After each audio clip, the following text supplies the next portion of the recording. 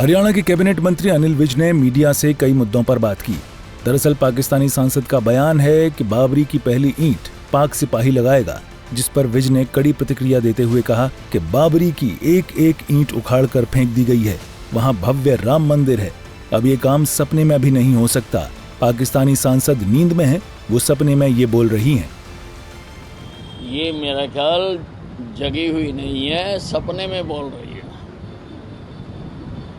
क्योंकि ये काम तो अब सपने में भी नहीं हो सकता। बाबरी की ईंट तो एक एक उखाड़ के फेंक दी गई है। वहाँ पर अब भव्य राम मंदिर बन गया और इनको अभी भी बाबरी याद आ रही है। ये तो सपने में बोल रही लगती है। वहीं जातीय जनगणना को लेकर राहुल गांधी ने कहा कि हमने पहले ही कहा था, जातीय जनगणना करवानी ही पड़ेगी, हम करवा कर रहेंगे। जिस पर कैबिनेट मंत्री अनिल विज ने राहुल पर पलटवार किया। कहा कि ज्यादातर लोगों की मांग थी तो जातीय जनगणना का फैसला लिया गया है। अब राहुल गांधी तो कुछ भी कहते हैं। केंद्रीय मंत्रिमंडल कोई भी फैसला करने से पहले उसका राष्ट्रव्यापी अध्ययन करवाता है। इंटेलिजेंस एजेंसियां उसका अध्ययन करती हैं और जो उसमें फिर फैसला आता है उसके मुताबिक वहाँ पर निर्णय किया जाता है। तो अधिकतर लोगों का मानना था कि जातिगत गणना करवाई जानी चाहिए, इसलिए सरकार ने उसको स्वीकार कर लिया। अब राहुल गांधी जी ने तो बहुत कुछ कहा हुआ है। राहुल गांधी जी ने तो ये भी कहा हुआ है कि हफ्ते में एक दिन चंद्रमा नीचे आया करेगा, पर वो आता तो है नहीं। राहुल गांधी जी ने तो कई बातें कही हुई।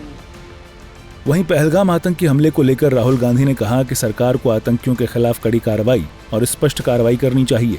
जिस पर विज ने कहा, प्रधानमंत्री गंभीरता के साथ बोल चुके हैं कि कहीं भी टालमटोल नहीं है, युद्ध की तैयारी हो रही है।